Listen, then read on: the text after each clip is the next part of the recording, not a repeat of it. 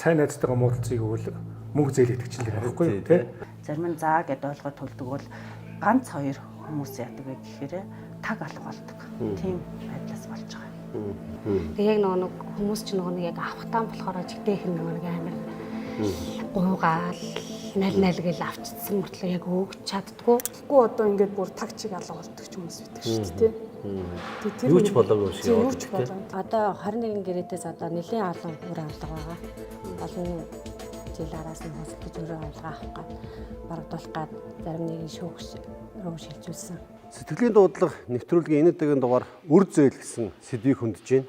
За яагаад энэ сэдвийг хөндөх болсон бэ гэхээр яалчгүй одоо миний амьдралд яг ийм үр зээлтэй холбоотой асуудал тулгарлаа. За тэгээ өчигдөр би энэ тэндээс захиалсан одоо бараагаа авахын тулд мөнгө хэрэгтэй болсон. За ингээд нөгөө өрийн жигсаалтайг ажиллаа. За тэгээд өрийн жигсаалтаас хамгийн итгэж найдаж байгаа хүмүүс рүүгээ яриад тэндээс мэдээж тодорхой хэмжээний мөнгө ороод ирэх баха гэсэн байдлаар ярьсан боловч үндэ бол нөгөө хүмүүстэйгээ муудалцах хэмжээний ийм байдалтай явсан учраас энэ сэдвийг судлаа.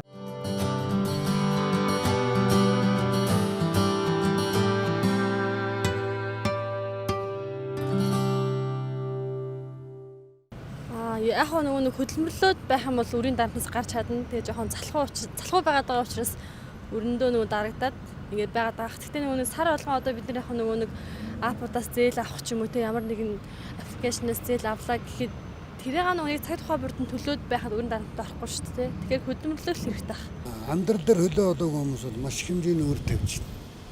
Ах トゥ усээс ах トゥ ус ч өөрөөсөө хоорондоо муудалцах асуудал байна. Найз нөхөд маань тэр итгэлцэл гэдэг юм чинь хамгийн гол одоо нэг ламбард юм тавьж байгаа шиг тавихтай биш л дээ тийм ээ. Гол нь итгэлцлээс болж маш их бие хүмүүс хоорондоо хэвдрэлцэж штэ ах トゥ хэвдрэлцэж найз нөхөд хэвдрэлцэж байна. Тийм ер нь бол хүнээс авсан бол буцаагаал өгөх хэрэгтэй. Ахаал яг хэзээ нэгэн өдөр нөгөө хэрэгтэй үед нь тусалж байгаа учраас яг тэр үед нь буцаагаал өгөх хэрэгтэй. Нөгөө нэг хүний итгэлийг нөгөө нэг өсвөрдүүлээд байна гэдэг чинь болохоор хариуцлагагүй байна л гэсэн үг бах та. Тэгээ залуучууд нь чадлынхаа хэрээр зүтгэж байгаа л аль болохоор өргүү яваасаа, өргүү яваарай. Өртөө хүн бол ядаж ингээ аюул тийм сэтгэлийн дарамттай амьдрдгийн штеп. Хүн чинь унтчихсэн ч гэсэн өөр бодогддог. Тэр нь өртөө хүн өдөлтгүй гэдэг үгийг л сайн бодож яваарай. Яг энэ үрийн асуудал бол дотоодын нийт бүтээгдэхүүний 50% буюу талан буюу 18 их 80 төгрөг юм байна.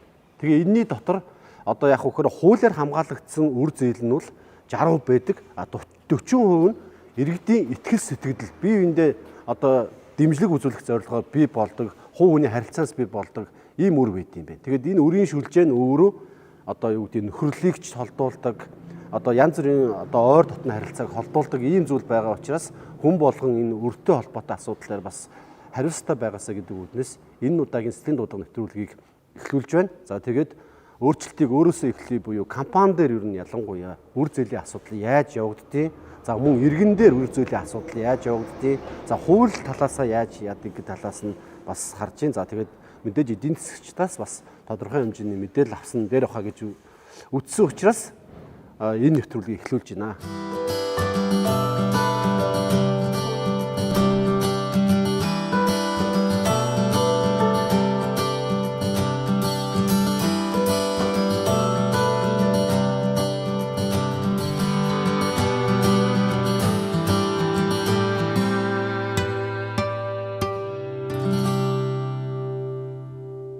Өчигдрийн хувьд бол өглөг авалгын жагсаалт гаргаад тэгээ бас нэлээд хэдэн хүмүүстэй ширүүхэн асуудал үүсгэлээ тий. Тэгээд би одоо юу гэдэг чиний хажууд байж байгаад ярьчаад байхад буцаагаад ингээд та хэд рүү залгаад ингээд ууралж байгаа нь бол надад жоохон таалагдсан бол тий. Тэгэхээр энэ талаар ер нь ямар хөө байна? Ер нь өглөг авалга нэхэхэд яг нэгтлэн хүний хувьд ямар бэрхшээл зовлон асуудал. Тэгээ авлага нэхэхэд бол өстэй хэцүү л байдаг л да. Яг ингээд уцаар яриад эхлээ залгана. Тэнгүүд за өгнөөлгөн тэгээд хэд хоногийн дараа харна. Тэнгүүд дараа нь дахиад ярангууд баг уурлаад уцаа авахгүй загнана. Тэгээ яг нэг хүмүүс ч нэг яг авахтаан болохоор жигтэйх нэг амар гуугаал найл гэл авчдсан мөртлөө яг өгч чаддгүй. Тэгээ авлага ер нь ихэд амар хэцүү. Тэгээд хүнд байдаг.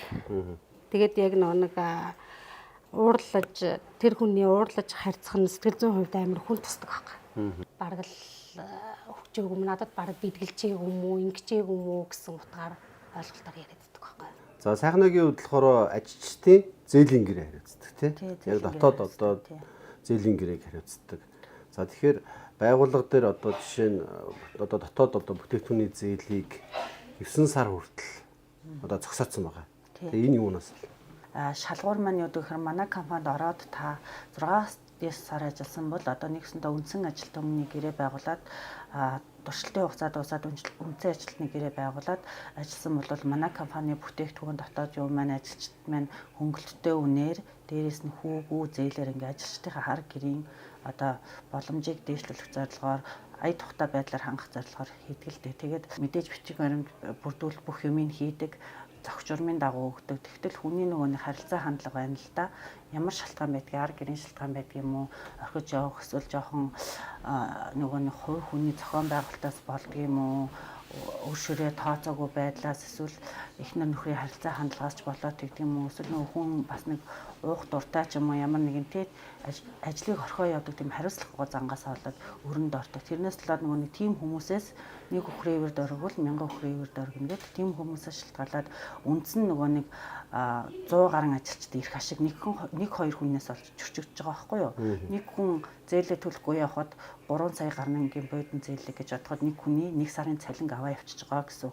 Тэгээд тэрийгэ төлөхгүй бид нар мэдээж төлөхгүй байхдаа хуулийн хүрээний дагуу явахгүй эхлээд бид нар уцтна ивэр ярина та одоо эргэж буцаж ажиллах юм уу? Тийм ээ. Та одоо 6-аас 9 сарын хугацаанд ингээ ажиллаад манай ихтгэл найдварыг аваад гэрээ хийчээд та одоо ингээд ажиллах юм уу? Цалингаасаа төлж болно. Эсвэл цалингаасаа төлөх боломжгүй л өөр ажил хийнгээ төлөөч гэдэг ингээд твтейхэн харьцдаг. Тэгэхээр нөгөө хүмүүс маань зарим нь заа гэдээ ойлгоод төлдөг бол ганц хоёр хүмүүс яадаг вэ гэхээр таг алга болдог. Тийм байдлаас болж байгаа. Үр төлбөр гэдэг бол одоо альва ямар нэгэн үйлчилгээ үзүүлэх ч юм уу, ямар нэгэн материал юу нийлүүлээд худалдаж авсныхаа төлөөс ахгүй юу. Зээл гэдэг ч юм бол одоо ерөнхийдөө бол одоо нэг санхүүгийн харилцаа одоо тийм бэлэн мөнгө талаасаа ярих юм бол тий. Хувь хүмүүс болгооч хоо нэгж одоо гэрээтэй гэрээгүй өнтер гээд олон ялгаа салгаа байгаа ахгүй юу. Тэгээд миний хувьд бол ер нь бол үр зээлүүд угсаал цэвэр хариуцлага.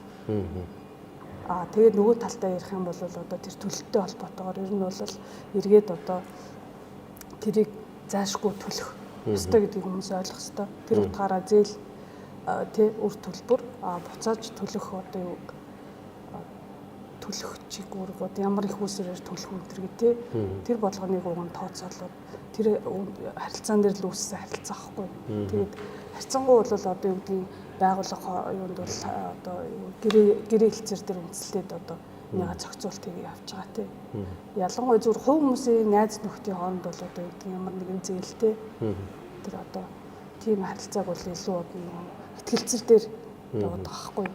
Тэгээ ихтгэлцэл гэдэг чинь ерөнхийдөө биеиндээ одоо итгэж найдаад тэг ямар нэгэн гэрээ хэлцээр баримтгүйгээр одоо тийм харилцаа үүсгээд эргээд тэрнтэй одоо төлөвтэй холбоотойгоор ингээд эргээд маргаан зөрчил үүсээд байгаа. Ихтгэлцэл гэдэг асуудал байдаг байхгүй юу? Одоо шивтээр найз биеиндээ одоо юу гэдэг нь заавар 10 сая 5 сая төгрөг хэлчихлээ. Өгшөндөө нэг юм хэрэгтэй боллоо. Чи нэтэгээ туслаач гэдэг. Ингээд биеиндээ ингээд юм чи магадгүй бэлнэр ч юм уу дансаар ч юм уу биеиндээ шилжүүлээ авчдаг. Эргээд нөгөөх юм байна болохоор зэрэг яг хэдийн хугацаатай өгсөй, хэдэн хэрийн хүүтэй байсан. Энэ төр асуудал юм уу өөрөө саасан дээр буусан баримт байдаггүй. Зөвхөн хоёрын хооронд л өгж авалцсан асуудал байдаг. Тэгээд эргээд нөгөө асуудал маань ингээд нөгөө одоо нөгөө сайн найзтайгаа муудалцгийг өгвөл мөнгө зээл идэвчлэг байхгүй юу тий. Эцсийн эцэд нөгөөх кичнээн сайн найз бай, хамаатан садан ах トゥ бай тэр хүмүүстэй мөнгөө зээлүүлээд өгчдөг. Тэгээ буцаагаад авах гэхээр зэрэг нөгөө мөнгнөөс болж хоорондоо муудалцаж ингэж асуудал болдог. Сүйдээ тэгээ шүүх цагтаа энэ юм дээр тулаал ингээл асуудал болоор хүн дээрэл. Ингээ хийнээсээ мэдээж иргэн чинь тодорхой хэмжээний цаг зав зардлын асуудал гарч ирж байгаа юм. Тэгэхээр зэрэг ерөөсөө л иргэд маань өөрсдөө хуулийн зураг шатны хүмүүсээс зөвлөгөө юм авдаг байх хэрэгтэй. Тэрний дагуу одоо юу нотариат төр хүччихэд за би нэг юм хүн би одоо мөнгө зээлгэж байгаа маа нэг зээлийн гэрээ хийх гэсэн юм а гэхэд нотариат төр бэлэн загвар байж байгаа шүү дээ. Тэгэхээр нотариат төр хүчрээ захын нотариат төр ороод зээлийн гэрээ хийгээд батлуулаад баримтжуулаад өөртөө асуудал юм а гэд баримт сэлтийн одоо үүсгэхэд явах юм бол иргэнд өөрт нь нээлттэй байна. Энэ өөрөө нөгөө хамгийн гол нь иргэд маань өөрсдөө нөгөө эрх зүйн мэдлэг тутмаг гэдэг юм уу те. Эсвэл нөгөө одоо түрүүний хэлдгээр ихтгэлцэл гэдэг юм дээрээ суурилж ингэж хоорондоо юм асуудал болсноос болоод энэ иргэд хоорондын зээлийн асуудал буюу магадгүй аж ахуйн байгууллагын хооронд хүртэл юм асуудал байдаг шүү дээ. Тийм ээ. Тэгэхээр ийм асуудал үүсдэг.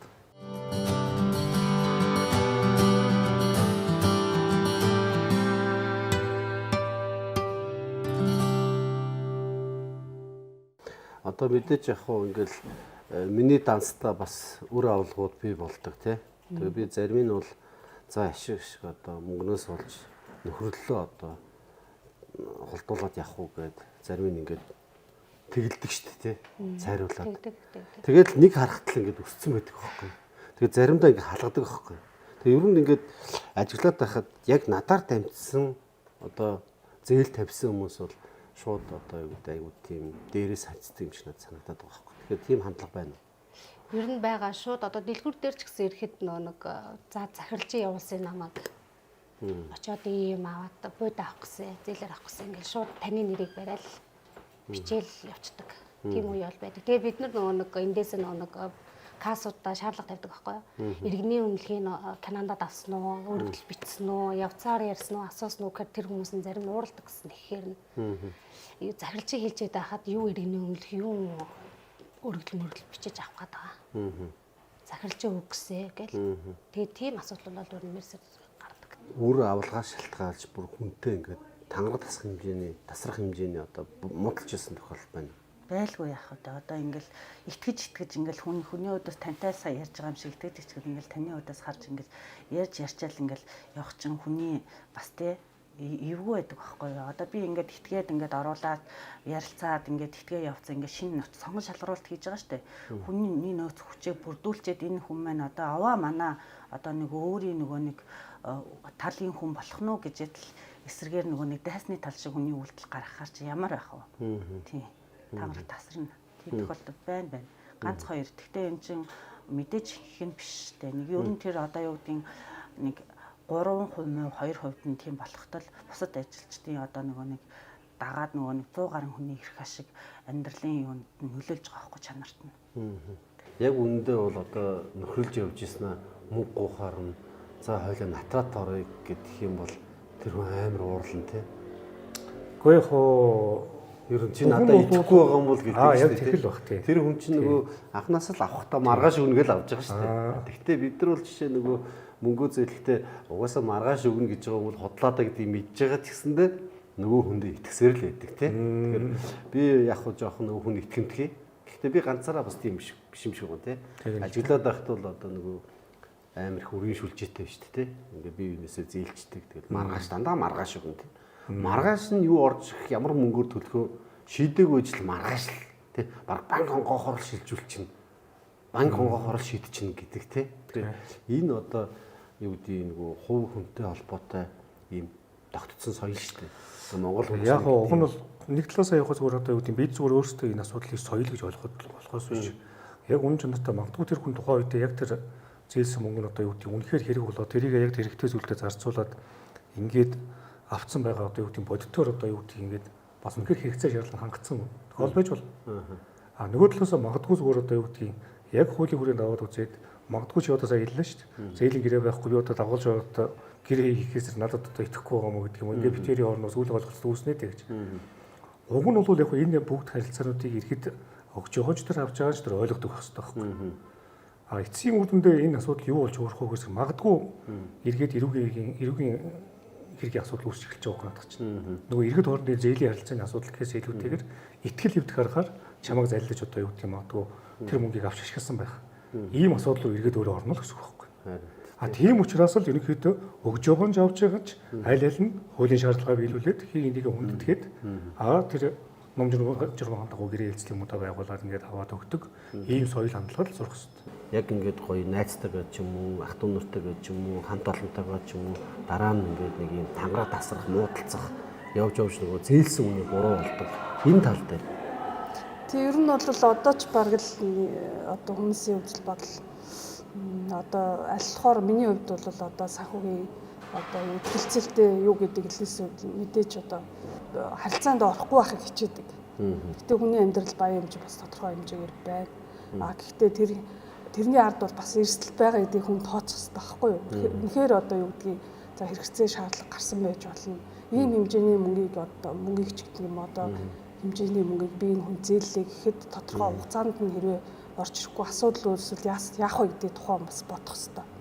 Жишээлбэл бидний бизнесийн үйл ажиллагаанд нөлөөлөд ийм бас алдагдах уу тий миний амь амьдрал бас ямар нөлөө үзүүлэх үү гэдгийг ер нь бол бас хүн одоо өгч байгаа хүн ч гэсэн ер нь бол энэ тал дээр бас нэлээд бодох хэрэгтэй гэж боддог. Тэг ялангуяа найз нөхөд ах トゥ нарын хооронд бол иймэрхүү харилцаан зайлшгүй зайлсхийхийг хичээдэг. Ер нь бол одоо юу гэдгийг харилцаанд найз нөхдүүд орвол нэг бол найзгүй болдог. Нэг бол одоо өстөн байсан болдог гэдэг. Ер нь бол нэг тийм үг байдаг шүү дээ. Тэр бол цаад утгаар бол тэр санааг хэлээд байгаа байхгүй. Мэдээж анханасаа дүрмээ тохирох буюу 70% урьдчилгаа одоо төлөх ёстой тий. Тэгээд миний хувьд бол дандаа нөгөө хязгаар тогтоодог шүү дээ. Энээс дэше хэтрүүлж болохгүй гэдэг. Нэг л мэдэд өсчдөг. Тэр юунаас болох вэ? Одоо өөрөө чи хамаатан садан байд юм уу? Эсвэл одоо юу гэдэг урт хугацааны харилцаан донд ингээд бие биендээ итгэсэн итгэлүү.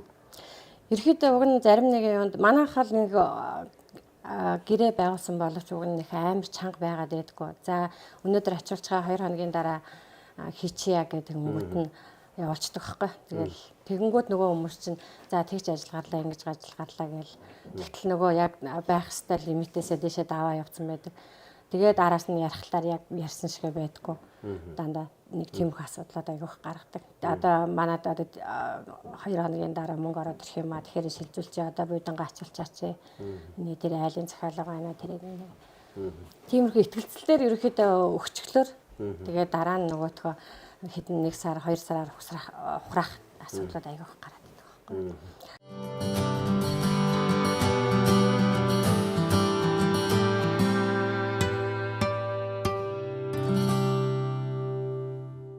Хүн болгон мэдж байгаа өрийн сүлжээ гэдэг зүйл бол ингээд амар болцсон шүү дээ. Тэгэхээр яг энэ дээр ямар хүн илүү хохирдог вэ? Өрийн сүлжээн дээр одоо тэгээд за яг өгсөн хүн талаасаа бодох юм бол ерөөхдөө тэгэл ямар нэгэн гэрээлцэлгүй те барим бодлогоогүй илүү одоо итгэж үнэмшдэг. Ялангуяа миний харж байгаа баг эрчүүд бас дийлэнхүү байх гэж боддог. Ягаад гэвэл одоо Монгол эрчүүд чинь нэрлэхүү зантай тий. Тийм тэгээд эргээд одоо зүгээр өөрх гэрийн хувьд аваад үзэхэд одоо ингээд одоо гэрийн хүн ингээд хүмүүст ингээд төгрөг өгчөд тэгээ яг авах дээрээ толох дээрээ за чи олж аваарай гэдэг ч юм уу тий. Тиймэрхүү харилцаал амьдрал байдаг шүү дээ тий. Тэгэхээр яг эрчүүд бол харьцангуй бас нэг нэрлэхүү орчуудын нэг тийм зам байдаг. Тэгээ тэр утгаараас илүү байдаг гэж ойлгодог. Одоо яг хөө зүгээр нэг тийм одоо ойрын хүмүүстэйгээ бас ингээд хуулийн өрөөнд бичвэрнтэй үүлдээд тий натратор баталгаажуулсан тийм бас зээлүүд байна л да. Тэгээд яг нөгөө тохирсон ёсоор мөнгө төлөхгүй байх.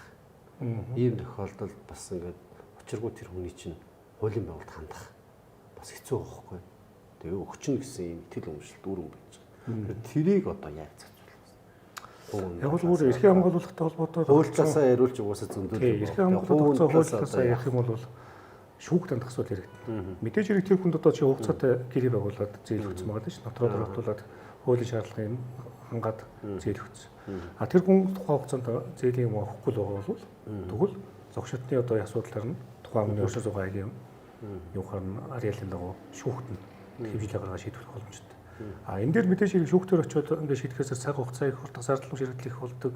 Одоо энэ чинь бүтэхгүй хөшөөгөл хүмүүс бол ярьдаг шүү дээ. Тэгэхээр шүүгч өөрөө хялгасуусан ажиллагааны журам гэж байж байгаа. Магадгүй нөгөө хүн маань шүүхтэр дуудагдаж ирээд өө уучлаар би энэ хугацаанд төгж чадахгүй байгаа юм нэ. Тийм ээ. А би одоо ийм хугацаанд ингээд өгөх боломжтой байгаа гэдэг асуудал тавиад хэмжээний шаардлагыг хүлээмж шөрөөд талууд хоорондоо эвлэж болно. Тэгэх юм бол энэ эвлэлийг баталгаажуулаад шүүх өөрөө захирамж аваад өгч байгаа шүү дээ. Шүүгчийн захирамжаар шийдэж байгаа. Ялгшуусан бодлоо. Өөрөөр хэлэх юм бол тухайн одоо эрхийг одоо 30 хоног, 60 хоног, 90 хоногийн хугацаанд шийдэх байсан бол тэр асуудлыг 30 хоногийн дотор нь буюу 14 хоногийн дотор магадгүй шүүх эвлэлийн баталгаажуулаад захирамж аваад өгч байгаа шүү дээ. Тэгэхээр шүүгчийн эвлэлийг баталгаажуулсан захирамж гэдэг нь өөрөө шүүхийн шийдвэрийн нэг төвчөнд төгөлдөр байхгүй юу? А тухайн хүн эргээгээд тэр захирамжин дээр тусгасан хугацаанд тэр мөнгөө өгөхгүй бол магадгүй та буцаагаад шүүхтэй тухайн асуудал шийдсэн шүүгчтэй шүүхтэй хүсэлт гомдлоо гаргаад тэн дээр шүүхийн шийдвэрийг алгадан гүйцэтгүүлэх тэгээд гүйцэтгүүлж авах боломжтой байхгүй юу? Тэгээд тэр байдлаараа ингээд эргээгээд ингээд хуулийн хэлтэн байгууллагын тэр зогсчны журмын дагуу ингээд л явахаас арга байхгүй. Тэгээ буцаад төлөхгүй байх гэдэг чинь ер нь л зүгээр амар хэлбэр аргаар мөнгө олоод амьдрах гэсэн ч гэдэг юм уу. Тэгээ нөгөө талдаа одоо бодох юм бол ерөнхийдөө одоо өөрийнхөө орлогч гэдэг юм уу. Тэгээ гэр бүлийн гишүүний орлогоос давсан эрэлт хэрэгцээтэй хүсэл ямар нэгэн байдлаар л одоо юу гэдэг юм тийм мөнгө төгрөг олоод одоо тансаг хэрэглээтэй хүмүүс зөндөө байдаг шүү дээ. Үнэхээр тий одоо хүмүүсээс мөнгө авчаал тэгэл энэ тийм тасаглал тэр чинь ахаал энэ сүлжээг одоо улам өргөжүүлэх гээл тэгж явж харагдаж одоо юу гэдэг юм дүрс гэж амьдэрдэг гэж нэг ярьдаг та тий. Тиймэрхүү асуудал байна уу да гэж би боддtiin. Тэгээ тэр бүрээ нөгөө сурцсан тий. Тий одоо юу гэдэг юм ингээл харахад л нэг баян одоо амар тийм хүмүүстэй тэгэл цаанаа олон зөндөө санхүүгийн ямар сэтгэл готгүй тий. Тэгэл хувь хүмүүсээ найз нөхдөө гэдэг юм одоо ингээл ямар нэгэн байдлаар зээл юу аваад буцаагаал төлөхгүй тий. Тэгэл иймэрхүү. Яг ер нь бол одоо яг эцсийн үр дүндээ хэлэхэд бол ер нь хувь хүний хариуцлага гэдэг чинь ер нь бол хувь хүний өмчлөлтэй, суурь өмчлөлтэй холбоотой шүү дээ. Тэг юмд хандах хандлага гэж байна. Жишээлбэл бид нар одоо хин нэгнээс ингээд мөнгө төгрөг авчиад бол ингээд бид нар санаа зовоо сууж чадахгүй жишээлбэл хугацаанд төлж чадахгүй бол одоо учир байдлаа хэлэн тий. За ингээд тэгээд тэр чинь бас цаана тэр тухайн хүний ажил амьдрал төлөвлөгөө явж байгаа шүү дээ. Гэхгүй одоо ингээд бүр тагчиг алга болдог ч хүмүүс байдаг шүү дээ тий. Тэр юу ч болоогүй шиг юу ч болоо. Тэгэхээр одоо жишээлгээд хэрвээ бид нар тэгж амьдрал нойр наацхан тий. Тэгэхээр бас тухайн хүний одоо уг хүний суурь хэмжэлтэй ч гэдэг юм уу. Бас холбоотой гэж би харж байна. Тэр чинь үүрэг харьцлах шүү дээ. Тэгээ ухаахгүй байна. Цаана одоо найз нөхдөд ингээ өөрийн бодоод ингээд зээлийн өгөөд ах тэрийг бэргээ ботохгүй байна тий. Тэгээ нойр нь хүрээд амьдраад жаргаа явж шүү дээ. Тэр чинь ер нь бас тэр тухайн сэтгэл зүй хүний суурь хэмжэлтэй холбоотой л гэж зөвхөн харж байна. Манайха одоо гэрээдүүдтэй гэрээ хийж ажилладаг. Тэгээд анх бол 17 18 онд бол баг 21 аймгийн гэрээдтэй ажилладаг байсан бол яг одоогоор бол итгэвтэй 5 гэрээд л үйл ажиллагаа юугаа татж байгаа. Тэгээ одоо 21 гэрээдээс одоо нэлийн олон үр авлага байгаа. Олон жил араас нь хөсөлдөж үр авлага авах гад барагдуулах гад зарим нэгэн шүүгч рүү шилжүүлсэн. Тиймэрхүү авлага үлгүүд их байгаа. Тэгээд гэрээт борлуулагчтай анх гэрээ ихтэй ерөөхдөө 70%-ийн өгөөд 30%-ийн дараагийн татлан авалт буюу дараагийн худалдан авалтандаа төлж явах гэрээтэй боловч тухайн аймагийнхаа шалтгаан ч юм уу гэрээтэйсээ шалтгаалаад одоо өгөх боломжгүй байна. Дараагийн удаа тгий ингээ гэсэн тиймэрхүү юмнууд ихээр. Тэгээд тэрнээс болоод за яг нэг удаа тгий ингээгээ өгчхөр яг дараа нь болохоор боломжгүй байна гэхгүй байна гэд өөр авлага нэмэгдээд идэг. Тиймэрхүү асуудлууд аяг их байна. Энэ удаагийн дугаараар компани дээр ингээ ярьж байна. Бидний хувьд бол яг одоо гар үйлдвэрлэлийн салбарт өөрсдийнхөө 13 хүч хөдөлмөр сэтгэлээр энэ бүтээгдэхүүнүүдийг бий болгож байгаа. Хиндэж тийм илүү мөнгө байхгүй. Энд ажиллаж байгаа хүмүүс хэрвээ энэ их мөнгөний үр ширийг үүсгэж яхаар одоо юу гэдэг ярьсан тохирсноороо өгчдөг бол энэ олон ажилчдын ар гэр нийгмийн асуудал руу бас анхаарах хэрэгтэй байдаг.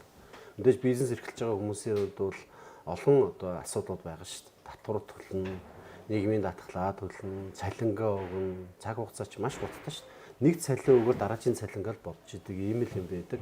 Мэдээж одоо бизнес эрхлэгч бидний хувьд бол ар амьдралаа зохицуулаад бас бусад хүмүүсийн амьдрал ч гэснээр бас боломж олгоё гэдэг үүднээс ажиллаа явуулдаг боловч яг үүндээ одоо юу гэдэг зарим нэг одоо хариуцлахгүй, увайгүй этгээдүүд бол одоо итгэл далимдуулж зарим нь бол бараг дээрэмдэгшгүй, хулгайлгашгүй одоо үр зээл үүсгдэг.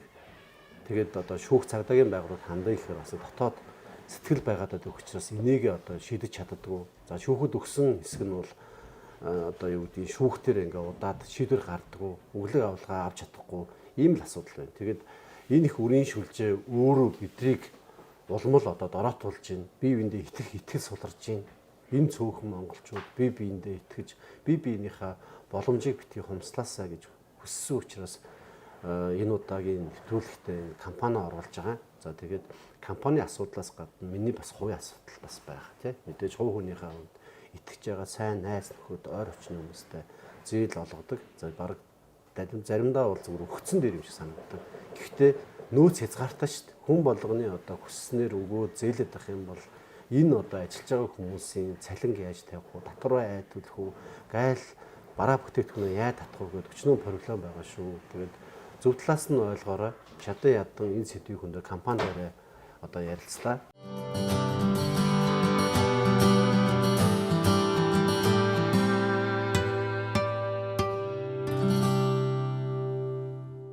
Одоо юу гэдэг хүн ингээд алхам тутамдаа эргэцэн харилцаанд оролцож байгаа.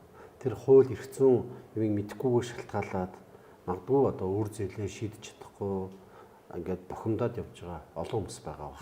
Миний хувьд бол жишээ нь олон жилийн өмнө шүүхэд одоо өгсөн хүмүүсийн асуудал шийдэгдээгүй явж байгаа ийм асуудал байгаа байхгүй. Тэгэхээр тэн дээр одоо юу яах вэ? Тэр шүүхийн байгууллага одоо орон нутагт байгаа л шүүхийн байгууллага л та. Тэгэхээр одоо юу гэдэг ингээд цаг аваад эсвэл энэ хүн чинь ингээд олон ийм өглөг авалгын үр зээлийн залилангийн асуудалтай. Тэгээд яг үхрээ нөгөө бараг л очроор нь бараг шийдэж ин гэдэг ч юм уу ийм одоо тайлбар өгөх жишээ нь юм байгаа байхгүй юу. Гэхдээ яг надад албан ёсоор тайлбар өгсөн биш те. Манай нөгөө зээл хариуцсан одоо хүмүүст ийм тайлбар өгсөн байгаа байхгүй юу. Тэгэхээр ийм одоо тохиолдол шүүхийн шийдвэр гүйцэтгэл дээр байгаа асуудлыг ярьж байна шүү. Шүүхэд ямар тач хэлсэн юм өгсөн байгаа те. Өсөлтөө өгөөд ингээд яцсан. Гэтэл яг үгээрээ шүүх өрөөд тэрийг удаашруулж байгаа асуудал байгаа байхгүй. Тэгээ тэр юм доо яг тодорхой нэг юуг мэдэхгүй учраас мэдэхгүй. Мэдээж хэрэг нөгөө чинь өөрөө иргэний хэрэг шүүхтэн шийдвэр тодорхой хууль гэж байж байгаа процесс явуулмаар. Тэр хуулиар чинь нөгөө шүүх хэдийн хугацаанд иргэний хэрэг үүсгээд хэдийн хугацаанд ингээд хэргийн шалгаад хэвцэлэн анхан шатны шүүхийн шийдвэр хэдийн хугацаанд гарах үгээд тодорхой нөгөө процесс ажиллагаа дараалууд байгаа учраас мэдээж хэрэг шүүхийн ажиллагаа хийгдэж байгаа гэж ойлгож байна. Түүнээс шүүхт хэрэг гацаа нэг тийм үү одоо хойшлуулна нэг тийм удаажруулна гэдэг тийм ойлголт бол байхгүй гэж бодож байна. Шүүхийн ажиллагаанд хугацаа байгаа үстэй. Хугацаа бол байгаа. Гэхдээ хугацааг сонгох бас процесс ус байж байгаа шүү дээ. Тодорхой шаардлага болмоос. Тэр нь юу ах вэ? Тий. Тэгэхээр тэр асуудал юмуд нь байгаа болов уу гэж би ойлгож байна. Тэгэхээр зэрэг ерөнхийдөө бол яг энэ асуудал дээр та бүгд минь одоо юу гэдгийг асуудлыг өгөхөө зэрэг ерөөсөө мэрэгжлийн хуульчтай хандаад байдаг. Ийм зөвлөгөө өгөх. Мэрэгжлийн хуульчтай ханд, мэрэгжлийн өмгөөлөгч аав, тийм ээ. Тэгээд тэр асуудлын юмдаа яг тэр мэрэгжлийн хуульчийн одоо зөвлөгөөний дагуу тэр шүүхтэй одоо төгсөл гомдол санал юмудаа гаргаад явах юм нээлттэй шүү дээ. Тэгж л. Одоо жишээ нь танаа Баатраа бол нэлээд одоо нийтж олонтой ингээд явах гээд ингээд айгүй их тийм мундаг залуу шүү дээ тий. Тэгэхээр энэний цаана одоо нэлээд одоо хохирдог уу? Мэдээж тэгэл асуудлууд байна шүү дээ. Ямар болгоныг яриад л дээ шүү. Тэгэл айлхоор одоо барагдуулах ер нь бол тэгэл өрхийн төсвийг дийлэх нэмэгтэйчүүд л удирдах явдаг. Тэгэхээр тэр тал дээр би харьцангуй бас арай бас айлхоор учиртай байхыг л хичээдэг шүү дээ. Тэгэж асуудлуудад байгаа. Гэрийнхээ бол үр барагдуулагч нь бол чи юу? Өөр барагдуулдаг чинь би ер нь бас тодорхой хэмжээний шийдвэрийн үн дээр бол бас мэдээж оролцсон шүү дээ. Ер нь бол бидний хувьд бол бас одоо ахуй амьдрал одоо бизнес юугаа явуулах гал өөрсдийнхөө хөдөлмөрөөр явж байгаа тийм. Айлхоор эрсдэлд орохгүй байхыг л хичээж шүү дээ. Тэрнээс одоо юу гэдгийг зүгээр олцсон одоо юу гэдгийг нөгөө буруугаар хэлэх юм бол ямар нэгэн байдлаар одоо хэлбэр аргаар олсон мөнгийг бол ингээд янз бүрээр яадаг л байна. Бидний хувьд бол яг хөдөлмөрөөр амьдарч байгаа хүмүүсийн хувьд бол юм айлхоор эрсдэл багтай. Тэгээ өөрийнхөө одоо юу гэдгийг төсөв мөнгөндөө зарцуулаад тохируулаад амьдрахыг л хичээдэг. Сэтгэлийн дуудлага нэвтрүүлгийн энэ удаагийн дугаараар үр зээл гэдэг сэдвийг хөндлөө. Тэгээд мэдээж одоо үр зээлийн энэ асуудал бол бас нэлээд газар авцсан байгаа учраас бидний одоо уран бүтээлчид ямар тач хэлсэн жоохон ч гэсэндээ одоо сэтэл өгч зорилгоор байгууллага дээр ярьлаа, хувь хүн дээр ярьлаа, хуулийн хүнийг яг хувь хүн талаас нь яриуллаа, эдийн засгч хүнийг яг хувь хүн талаас нь яриуллаа. Тэгээд мэдээж энэ амьдрал баялаг учраас хүн болгон тохиолж байгаа асуудал тэгээд магадгүй одоо юу гэдгийг нэг ийм үг байдаг шүү дээ, тэ. Хүн нөө өгснөө одоо мэддэг хэрнээ авснаа ингээ мартчихдаг. Тэгээ миний хувьд ч гэсэндээ магадгүй үр зээл тавиад мартцсан байвал сануулаарай. Тэгээд энэ үр зээл гэдэг зүйлийн цаана нандин одоо харилцаа явж байгаа шүү. Итгэл, сэтгэл явж байгаа. Тэгээд энэ хідэн төрнөөс олж бие биенийхээ итгэл сэтгэл рүү ус цацмааргүй байгаа. Тэгээд хамгийн одоо ялангуяа энэ хувь хүний хоорондын харилцаанд дунд чинь маш нандин харилцаа явж байгаа учраас жижиг зүйлээр одоо нандин харилцаагаа үүсгээд яах вэ? Бид нар чинь цөөхүүлэн шүү дээ. Тийм учраас аль болохоор бие биендээ үрийн дарамтгүй одоо сайхан амьдарцгаая гэж хүсэж байна.